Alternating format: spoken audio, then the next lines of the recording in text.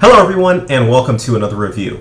Today we're going to go ahead and review a fragrance that was just released this year in 2014. It's a new release from the house of Dior. It's called Dior Homme Eau for Men. Here is the bottle. I have a friend who works at Macy's, and she basically allowed me to kind of go in and pick this one up just a little bit early so I can go through, get my testing done, and do all that sort of stuff. Now, again, it is a exclusive release, so apparently as of right now that this video is being made, you can only get this one at Macy's. I didn't see it on any online fragrance retailers or anything like that, so just keep that one in mind when kind of taking a look at this. So this is also keeping in line with sort of my New Year's fragrance resolution, so to say, and that was to kind of release and do reviews of brand new fragrances that literally just come out of the market and mix it in with some of my older fragrance reviews and reviewing older fragrances. So that keeps in line. So the bottle looks like just all the other Dior Homme releases. The difference is it's got this clear white see-through, and it's got the black tubing at the top. But other than that, every aspect is the same. It's pretty heavy, I would say, heavy plastic, heavy glass. It says Dior Homme all around the side, and it just says "Eau for Men" right there. Right? This is a 50 milliliter. It comes in two sizes, in 50 milliliter and it comes in 100 milliliter. 50 milliliter is going to run you $62, and the 100 milliliter is going to run you $84. And Francois Demachy is the parfumer who has created pretty much all the other Dior Homme line or Dior fragrances that kind of are out there. So the box is pretty much says Dior Homme, the Eau for Men on the front of the box, CD.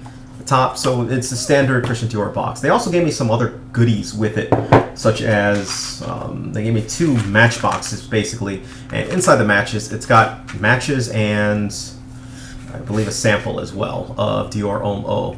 So matches and a sample, I don't know, cute little thing, whatever, that kind of comes with it.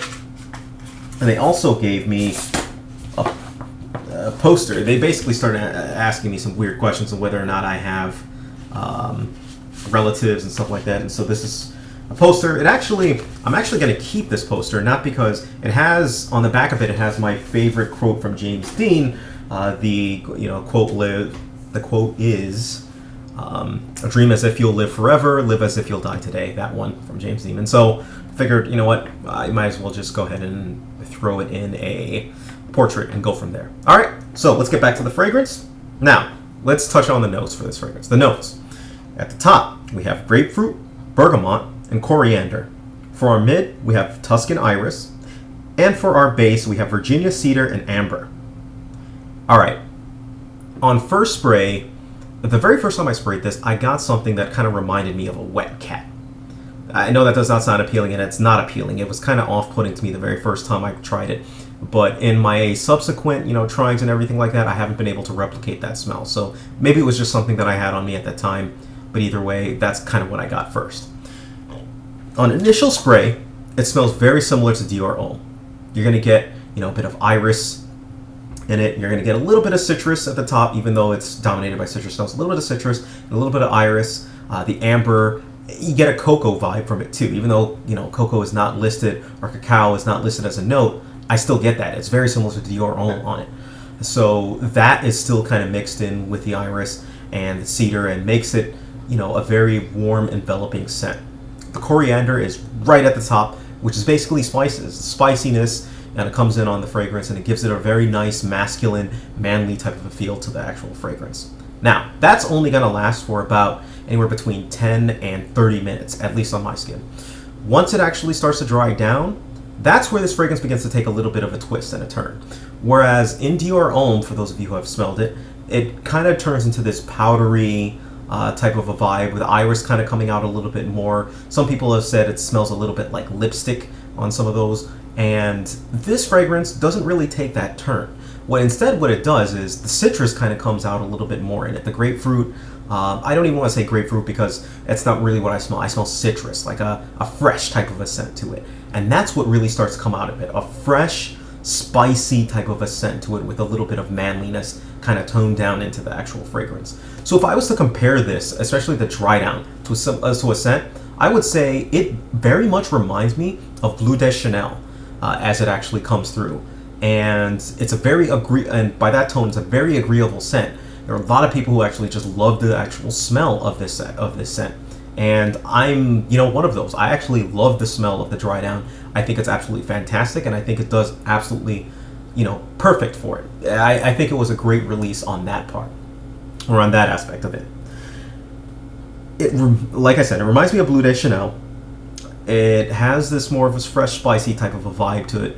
If I was to sum it up, I would say what you're going to get when you get this fragrance is a fresh, spicy, toned down sort of a fragrance.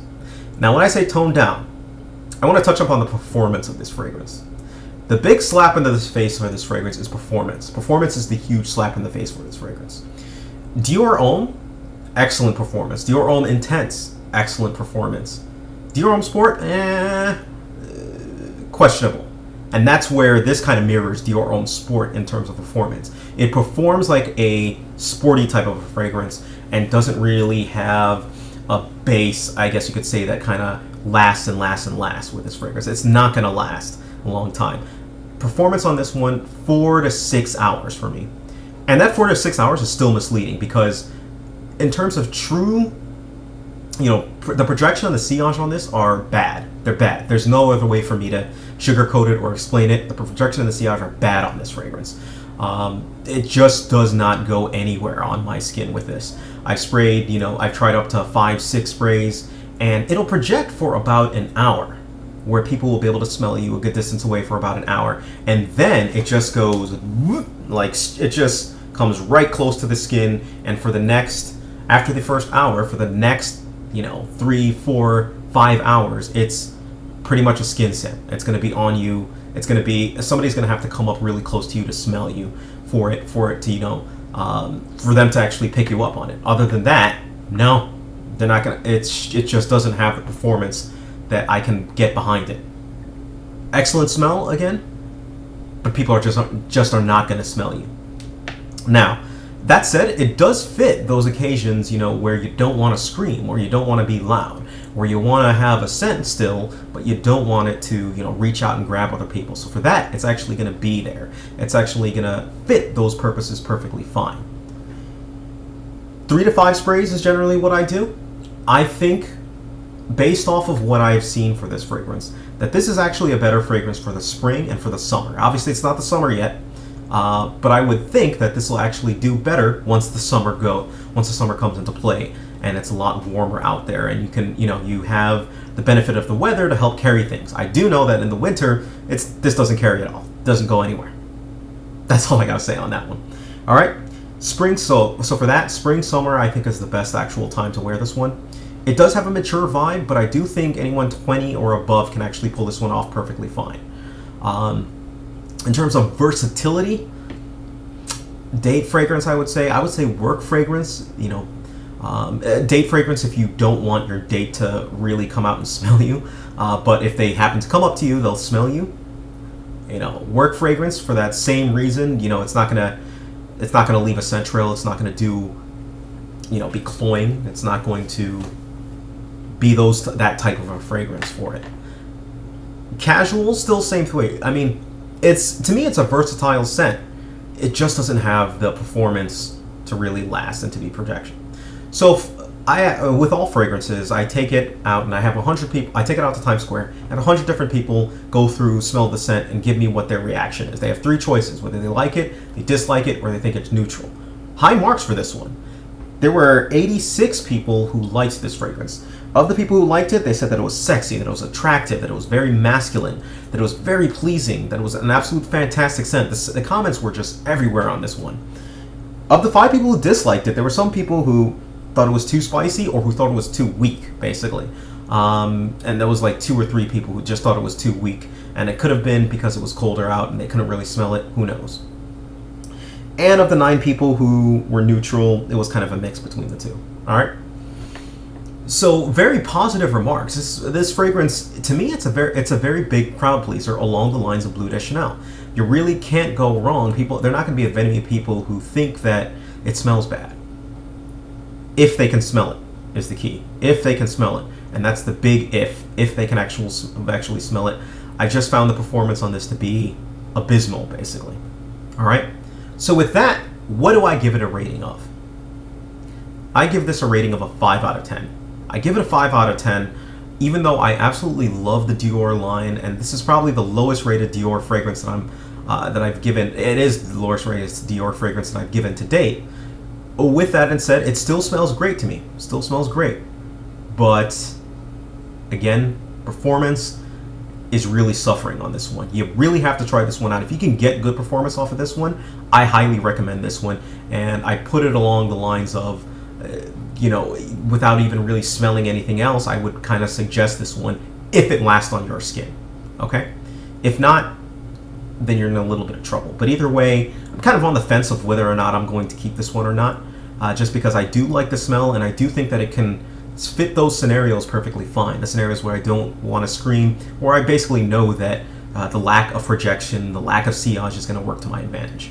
All right? So if you have any questions whatsoever, please feel free, leave me a message down below, send me a note. If you get a chance to actually smell it, let me know what you think about the actual fragrance, okay? Thank you, take care of yourselves, and have a great day.